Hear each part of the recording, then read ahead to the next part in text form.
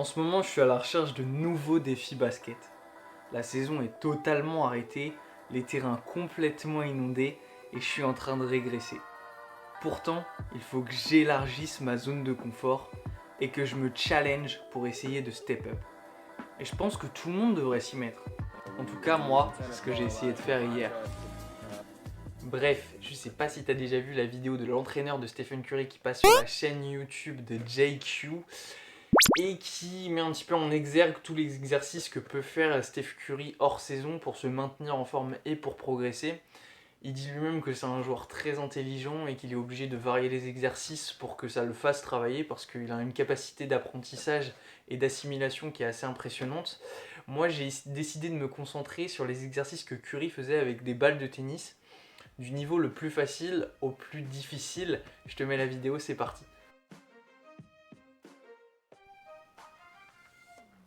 Donc en ce qui concerne l'échauffement, une balle de tennis dans une main, un ballon de basket dans l'autre, tu essayes de rattraper la balle de tennis le plus vite possible du côté gauche et du côté droit.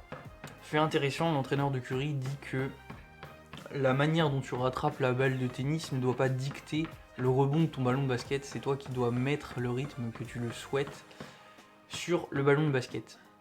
Ensuite, on passe donc au double cross.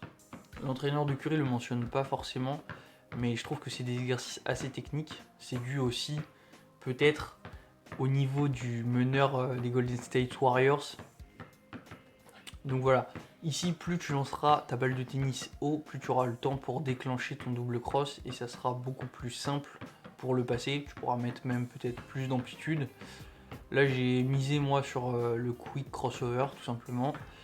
Ici c'était un exercice assez intéressant j'ai trouvé, qui fait bien travailler ta coordination encore plus que les autres exercices.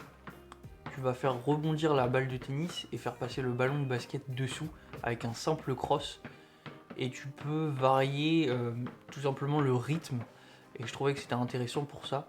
Donc là, l'échec il fait partie du processus d'entraînement. C'était la première fois que je réalisais cet exercice et je trouve que je me suis pas trop mal débrouillé. Et je pense qu'il est accessible à tout le monde. Donc là, tu fais la même chose, mais tout simplement entre les jambes. Et après, on passera derrière le dos.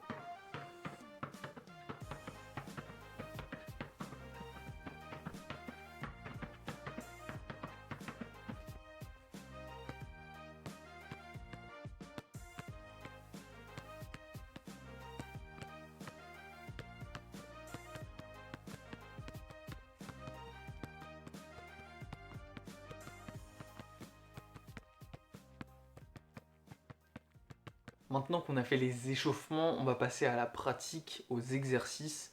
L'entraîneur de Curry mentionne qu'il faut simplement que tu sois un petit peu chaud, que tu sois un petit peu essoufflé pour pouvoir commencer les réels exercices qui travaillent vraiment.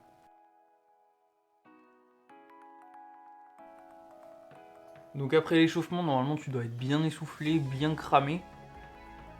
Mais ce qu'on va essayer de faire là, c'est vraiment de mettre de l'intensité. Et chaque exercice se fait à l'aide d'un mur.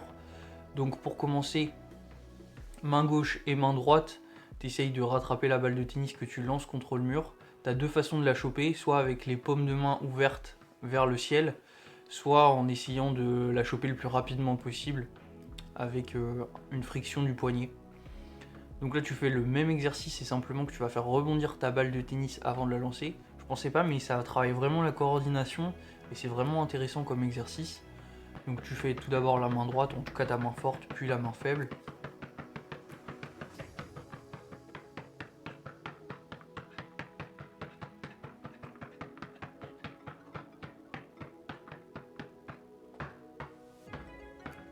Ici, on va essayer de jongler avec deux balles de tennis. Donc, je pense que pour t'entraîner, tu peux tout simplement le faire à vide pour commencer sans ballon de basket. Essayer de faire rebondir les deux balles de tennis contre un mur comme ça.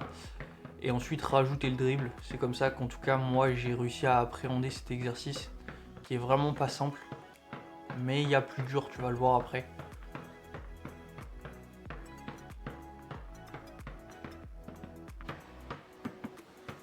Voilà, donc ici tu vas lancer la balle contre le mur et faire un double cross.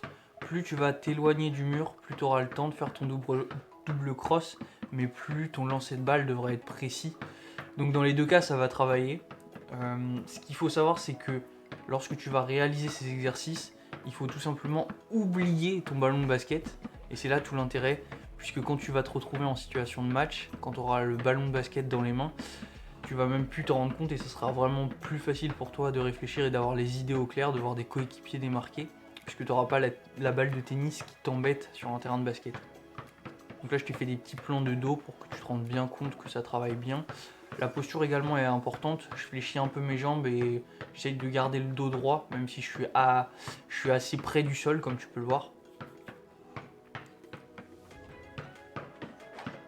Et ici, c'est peut-être l'exercice le plus dur, c'est-à-dire que tu vas lancer la balle de tennis et tu vas faire un ciseau. Donc là, plus tu t'éloignes du mur, plus ça va être dur, plus il va falloir que ton lancer de balle soit précis. Mais en même temps, plus tu t'approches du mur et plus ton ciseau va devoir être rapide. C'est là toute la difficulté, à toi de doser.